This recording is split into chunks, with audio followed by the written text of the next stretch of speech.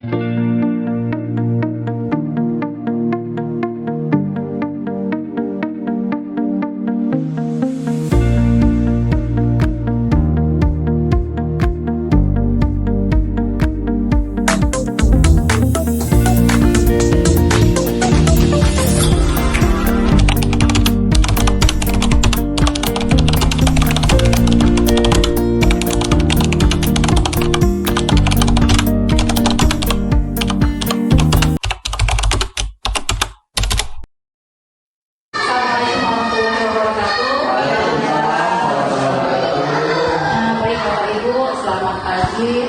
ini kita ada pengamatan sedikit untuk menjelang kita observasi nanti.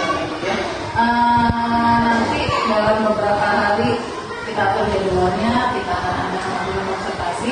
Observasi ini ada 3 tahap yang akan kita kerjakan. Yang pertama itu tahap observasi, setelah itu pasca observasi kita review. Nah, pada saat observasi nanti tolong nanti dipersiapkan segala sesuatu yang baik efektif, tentang media segala macam.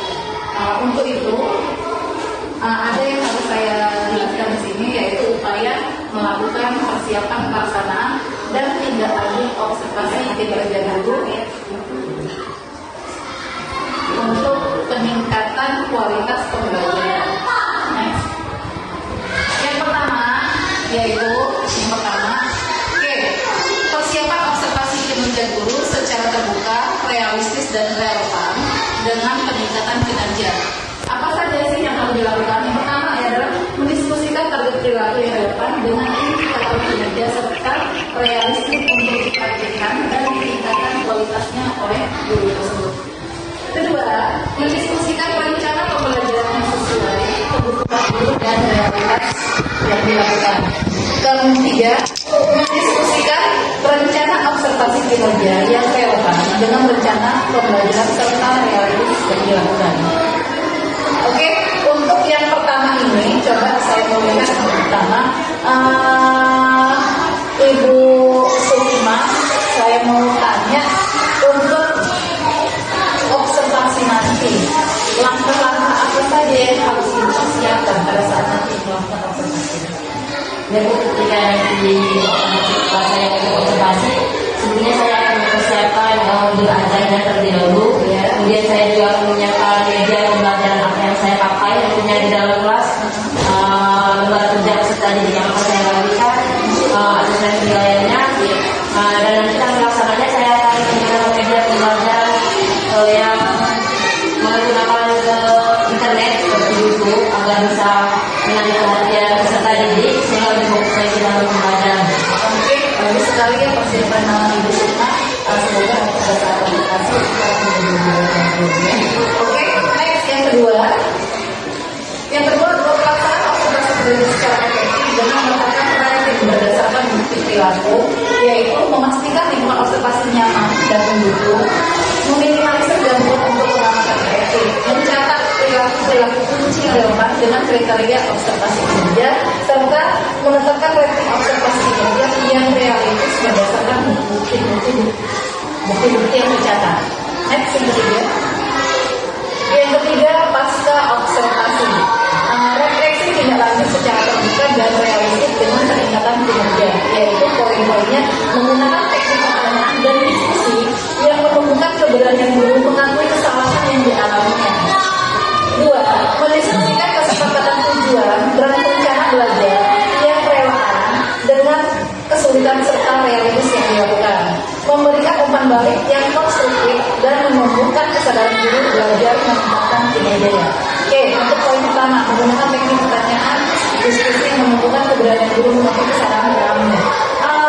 Kita sudah bertahun-tahun ya guru menjadi guru, kita sudah sering dari dulu kita sudah mengajar mendidik anak-anak. Tentunya kita tahu kelemahan kita, kelebihan kita apa, tapi kebanyakan nanti kita kelemahan kita.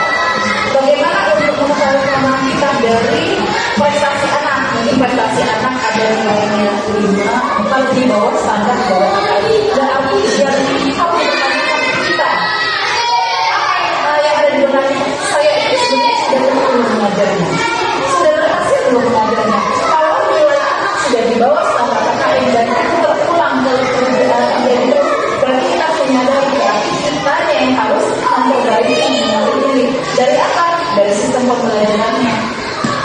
dari apa yang harus kita sampaikan. Ada nggak ketertarikan anak-anak itu? Kalau memang anak-anak itu tidak tertarik, berarti ada yang kurang dengan diri kita. Seperti itu Bapak Ibu ya. Nah, bagaimana untuk mencanangkan itu kan pada saat mengajar anak-anak itu fokus tertarik, tentunya harus ada sekarang ini ada permainan games, ya, belajar sambil bermain. Setelah itu lihat media elektronik, mungkin mereka bosan dengan metode-metode itu saja, ceramah tapi tidak ada yang nyangkut sama mereka. Nah, catat dari sekian sampai sekian halamannya, tidak ada yang nyangkut sama mereka. Oke, kita ajak interaksi mereka dengan menggunakan media elektronik. Kita lihat di YouTube, kita lihat apa yang ada di internet. Mereka akan lebih interaktif mereka. Oh, seperti itu. Apalagi pelajaran kita yang banyak sekali di YouTube ya. Kita bisa lihat, ini loh peredaran bumi berotasi. Ini loh planet-planet, kita tampakkan gambarnya. Kalau ada gambar-gambar yang serius, mereka akan nyambung, oh ini ya planet, ini Merkurius, Venus, ini, oh seperti ini bentuknya. Mereka akan lebih menarik dan lebih bisa seperti itu. Jadi saya harapkan Bapak Ibu sekalian menyadari kalau masih belum bisa meningkatkan pembelajaran anak-anak di dalam kelas, cobalah untuk berpikir bagaimana cara menatapnya bahwa anak-anak ini nanti bisa nilainya mencapai target yang kita inginkan. Dengan cara itu tadi memperbaiki apa yang harus kita berikan ya. Mendiskusikan kesepakatan tujuan, tentunya kita mengajar pada tujuan. Ya, kita ada tujuannya. Untuk mencapai tujuan tentunya harus ada RBP harus bagus, setiap langkah berminat itu harus ada media, harus ada media. Jangan hanya sama bersama media. Ada kan permainan, ada kan game, ada kan tanya jawab. Buat mereka lebih senang lagi untuk belajar. Memberikan umpan balik yang konstruktif dan menunjukkan kesadaran guru belajar meningkatkan kemudian manusia.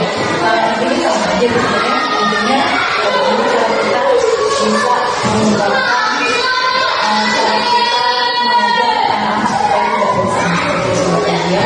Jadi bisa nyanyi sekarang dengan tema banyak gitu ya. Nyanyinya apa? Tapi disebutkan ada juga banyak gunakan metode itu. Selain itu tadi sudah pernah buat belum di dalam kelas? Menurut saya pernah melakukan pembelajaran yang melibatkan siswa di dalamnya, jadi mereka mengalami langsung.